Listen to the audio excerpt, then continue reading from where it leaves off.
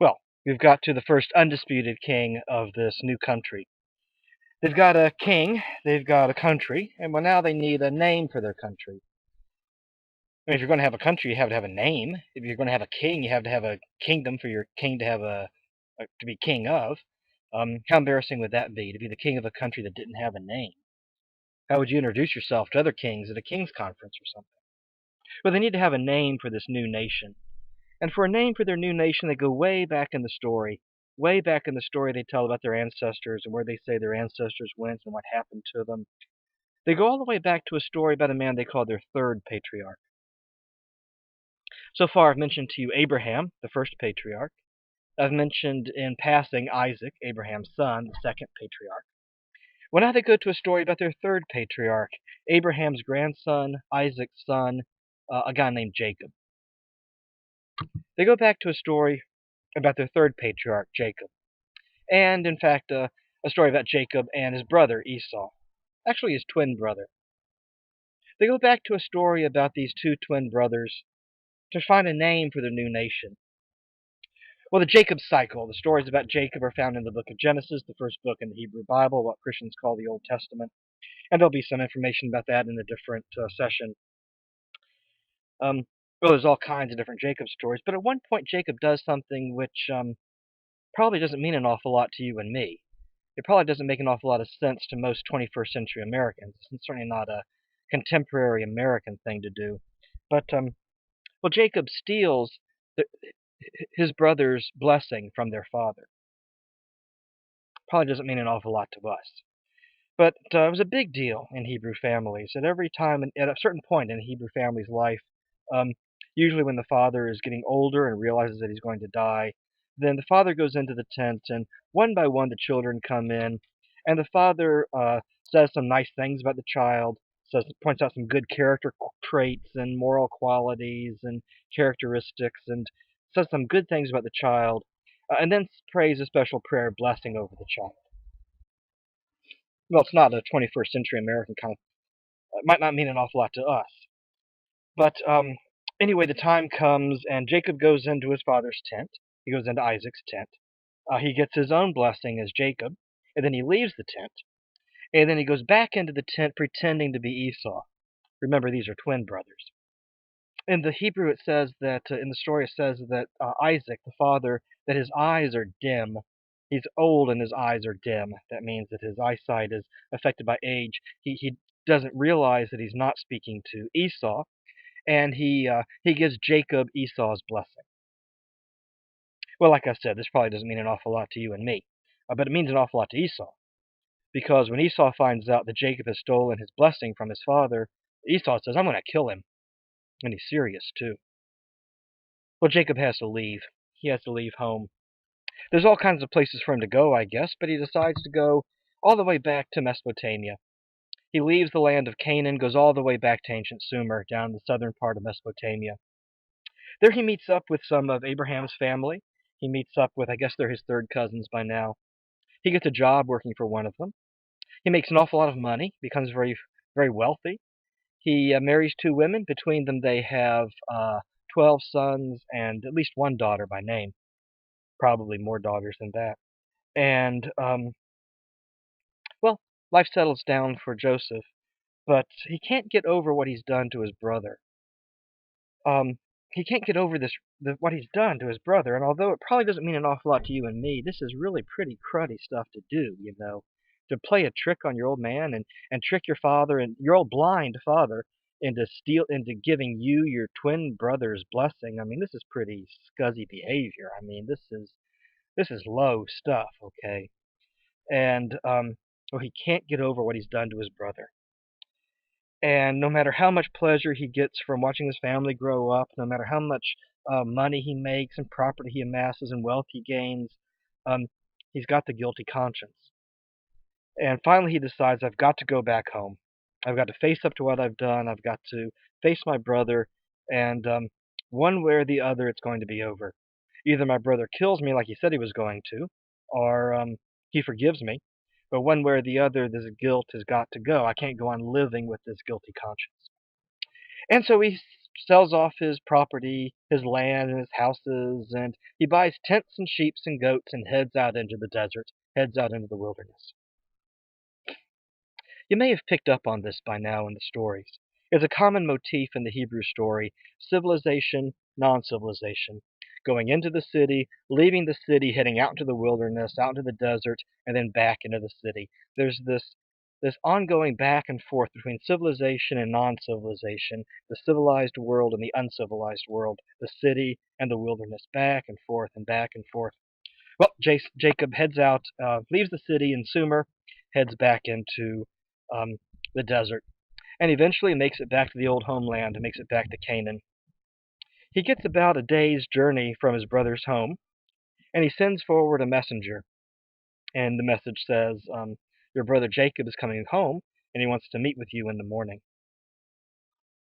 Well, that night, Jacob sets up tents for his family. He makes a camp for his family. He makes sure they have their dinner, and they have campfires and all the stuff you have when you go camping. And he makes sure his family is okay. And then he gets on a horse and he rides quite a distance away from the family. It's 8 miles, I think, in the story, now that I think about it. Quite a ways away from the family. And he sets up his own camp. Sets up his own tent, builds himself a campfire. As far as he knows, his brother's going to kill him in the morning. And so he just wants to spend his last night alive, as far as he knows, off on his own. And that's when one of the weirdest of all the weird stories happens. A stranger walks into his camp. Jacob is sitting there in his camp thinking about things, and a strange man comes walking into his camp. And Jacob says, "What's your name?" And the stranger says, "What's your name?" Remember that names are important for these people. The first thing you want to know about somebody is what their name is. So Jacob says to the stranger, "What's your name?" And the stranger says, "What's your name?" And Jacob says, "Well, I asked you first. What's your name?" And the stranger says, "Oh, well, if we're keeping score, well, I asked you second. What's your name?" And Jacob says, "Look, buddy, if you walk into my camp in the middle of the night, you're going to tell me what your name is. Now, what's your name? Tell me what your name is." And the stranger says, "I'm not going to tell you what my name is. You tell me what your name is." And they get in a fight. A fist fight. A physical fight. You got to picture the old Batman TV episodes with the bam, pow, pow, bam going on. All night long they fight with each other. All night long they wrestle around, fighting each other. "Tell me your name." Pow. "You tell me your name." Pow. All night long they fight with each other. All night long they wrestle with each other until the sky starts to get brighter in the east. And the stranger says, "You got to let go of me. I got to get out of here because I don't want you to see my face. The sun's coming up and I don't want you to see my face." And Jacob says, "I'm not letting go of you, and I'm going to see your face. I'm going to watch your lips move when you tell me what your name is." Pow. And the stranger says, "I'm not going to tell you my name, Jacob. I'm going to tell you your new name. From now on, everyone's going to call you Israel because you've been wrestling with God all night long." And Jacob says, "Whoa, I'm out of this fight." The stranger says, "From now on, Jacob, your name is going to be Israel because you've been wrestling with God all night long." The Hebrew word Israel is actually 2 Hebrew words put together. The Isra part of the word means to wrestle with. The El part of the word is one of the Hebrew words for God. Israel literally means to wrestle with God. The stranger says to Jacob, "From now on, when people see you, they're going to say, 'You're that guy that wrestled with God.'" It's an interesting story on a lot of different levels. An awful lot to think about going on in the story. Jacob thinks his brother's going to kill him in the morning, and what does he do all night long but wrestle with God? Some of you might be wondering, his brother's going to forgive him. If you want to know the rest of the story, his brother forgives him. All night long, Jacob wrestles with God. And it's an interesting point in the story of Jacob as well. I told you that oftentimes events happen in stories which are so earth-shattering and psychologically shattering that the old name doesn't apply anymore, and a new name has to be given. That old name Jacob in Hebrew literally means the trickster. It's kind of funny, I guess, in a way. Kind of a funny name, the deceiver, the trickster. He's given that name, Jacob and Esau. They're twin brothers, right? And when their mother goes into labor to deliver them, um, one of the baby's arms comes out of the womb, and one of the midwives takes a red cord and ties it around the wrist, um, so that they would know which one was born first. Because of course you have to know that kind of thing. That way they could keep track of which baby was born first. But then the baby, it's Jacob, he pulls his arm back into the womb. In the story, the babies fight inside the womb. You see how things get prefigured sometimes in the stories? The babies fight in the womb, and then Esau is born first. And so Jacob tricked them. You see, he deceived them. He played a trick on them. They thought he was going to be born first, so they tied the red string around his arm. But then Esau was born first. So Jacob played a trick on the midwives, you see, before he was born, and is given the name of a trickster or a deceiver. But as often happens, sometimes too much happens, names that children are given as jokes, nicknames that children are given, names that children are given as jokes and to have fun with. Oftentimes, children grow to live into those names. And Jacob's given that name, the trickster, the deceiver. He becomes a very devious man. Stealing his brother's blessing isn't the first trick that Jacob plays. He's a deceitful, thieving, cheating man. That's how he makes all of his money, ripping off his relatives. But after this event, he's a different person. From now on in the story, he's called Israel.